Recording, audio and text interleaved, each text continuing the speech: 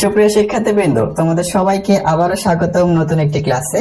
আমাদের আজকের ক্লাসে আলোচ্য বিষয় হলো শুভা। লিখেছেন রবীন্দ্রনাথ ঠাকুর। এই শুভা গল্পের প্রধান চরিত্রই হলো শুভা। শুভা কথা বলতে পারে না। শুভা একজন বাক প্রতিবন্ধী এবং এই বাক প্রতিবন্ধী মানুষের প্রতি কবির যে ভালোবাসা তাই প্রকাশ পেয়েছে শুভা গল্পে। তোমরা যারা ইতিপূর্বে আমার ক্লাসগুলো করেছো তোমরা নিশ্চয়ই জানো যে আমি প্রতিটা গল্পে লাইন টু লাইন তোমাদের ব্যাখ্যা করে দেই না। আমি চেষ্টা করি খুব সহজ ভাষায় তোমাদের বুঝিয়ে দেওয়ার, যেন তোমরা পরীক্ষার খাতায় সৃজনশীল খুব সুন্দরভাবে লিখে আসতে পারো। তো চলো দেরি না করে শুরু করি আমাদের আজকের আলোচনা শুভা। গল্পের শুরুতেই আমরা যদি একটু চরিত্রগুলো নিয়ে আলোচনা করি তবে আমরা দেখতে পাই গল্পের প্রধান চরিত্রই হলো শুভা। শুভার পুরো নাম সুভাষিনী। গল্পে আমরা কোথাও কোথাও সুভাষিনীকে শুভা, সু কিংবা শুভি নামেও দেখতে পারবো। শুভা কথা বলতে পারে না। শুভার দুই বোন রয়েছে, তাদের নাম সুখেশিনী ও সুহাসিনী। শুভার বাবা বাণীকণ্ঠ।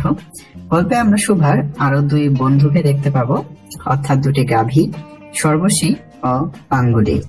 এছাড়াও রয়েছে ছাগল ও বিড়ালের বাচ্চা। গল্পে আমরা আরো একটি চরিত্র দেখতে পাবো, তার নাম প্রতাপ। তো চলো চরিত্রগুলো চেনা হলে আমরা মেইন গল্পে প্রবেশ করি। শুভা। শুভা বাড়ির সবচেয়ে ছোট মেয়ে।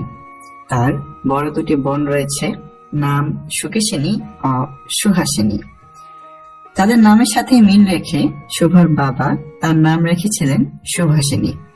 এখন সবাই তাকে সংক্ষেপে শুভা বলে ডাকে। অনেক খোঁজাখুঁজি করে ও টাকা পয়সা খরচ করে শুভার বড় দুই বোনের বিয়ে হয়ে গেছে, কিন্তু শুভার বিয়ে এখনো হয়নি।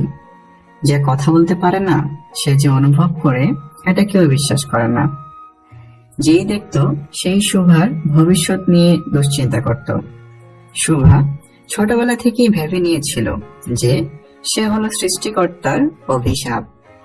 সবার কাছ থেকে শুভা নিজেকে লুকিয়ে রাখত।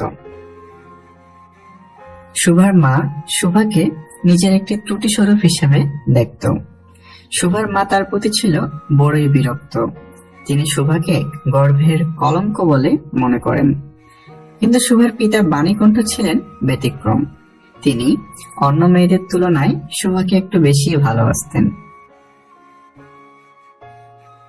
শুভা কথা বলতে পারত না, কিন্তু তার বড় বড় পাপড়িযুক্ত দুটি কালো চোখ ছিল এবং শুভা যখন কোনো কিছু বলতে চাইতো তার ঠোঁট দুটি কেঁপে উঠত।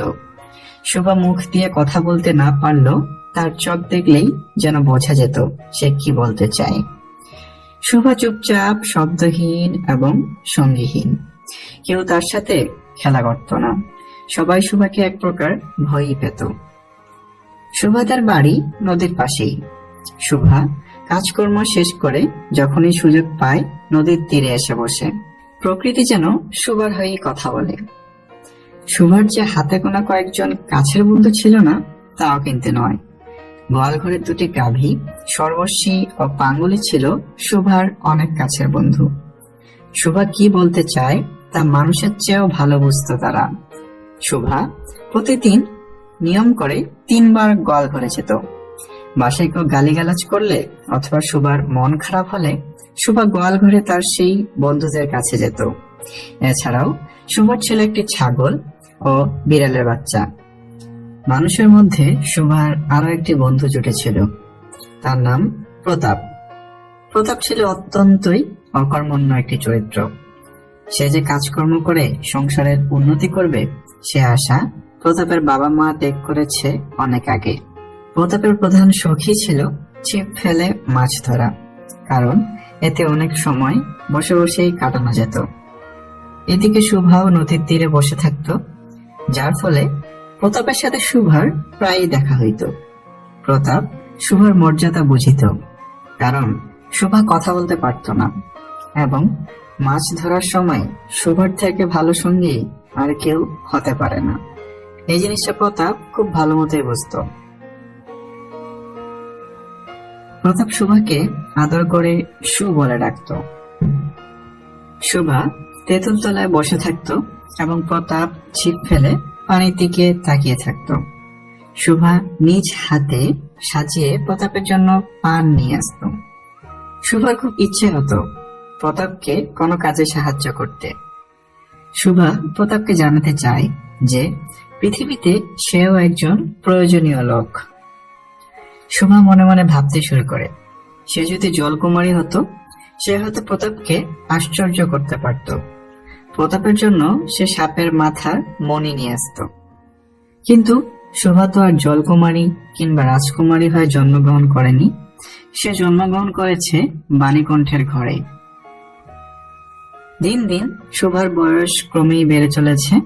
শুভা নিজেই নিজেকে দেখছে, ভাবছে, নানা রকম প্রশ্ন করছে।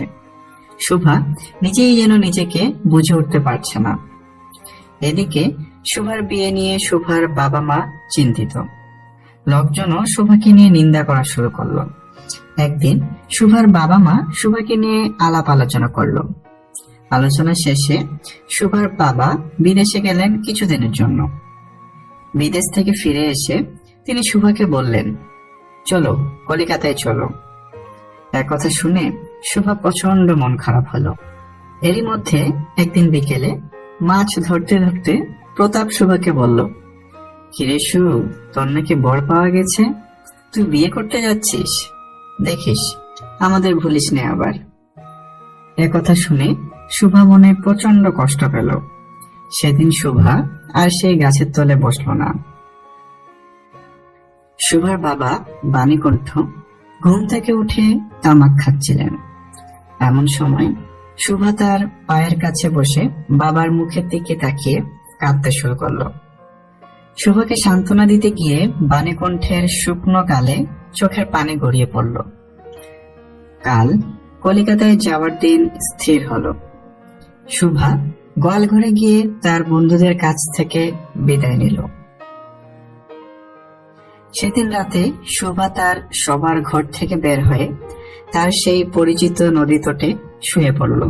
শুভা যেন এই ধরিণীকে বলতে চায়, তুমি আমাকে যাইতে দিও না মা, আমার মতো দুটি বাহু বাড়াইয়া তুমিও আমাকে ধরে রাখো। ঠিক এভাবেই সমাপ্তি ঘটে শুভা গল্পটির। শুভা গল্পটি আমাদের শেখায় যে অনুভূতি প্রকাশ করার জন্য শব্দের চেয়ে হৃদয়ের ভাষা বেশি গুরুত্বপূর্ণ। এটি আমাদের সমাজের কঠোর বাস্তবতাকে সামনে তুলে ধরে, যেখানে বিশেষ চাহিদা সম্পন্ন মানুষদের প্রতি সহানুভূতির অভাব দেখা যায়। শুভার মতো অনেকেই হয়তো আমাদের চারপাশে আছে যাদের কষ্ট আমরা বুঝতে পারি না। তাই আমাদের উচিত মানুষের প্রতি আরো মানবিক হওয়া, তাদের অনুভূতির মূল্য দেওয়া এবং ভালোবাসা ও সহানুভূতি দিয়ে তাদের পাশে দাঁড়ানো। আশা করি এই আলোচনা থেকে তোমরা শুভা গল্পের যে গভীর বার্তাটি কবি রবীন্দ্রনাথ ঠাকুর আমাদের দিতে চেয়েছেন তা তোমরা বুঝতে পেরেছ। ভিডিওটি ভালো লাগলে একটি লাইক দিয়ে কমেন্ট করে তোমার অনুভূতি আমাদের জানাতে পারো এবং এরকম আরো ভিডিও পেতে চ্যানেলটি সাবস্ক্রাইব করে আমাদের সাথেই থাকো। দেখা হবে নতুন কোনো ক্লাসে নতুন কোনো ভিডিও নিয়ে। সেই পর্যন্ত সকলেই ভালো থাকো, সুস্থ থাকো। আল্লাহ হাফেজ।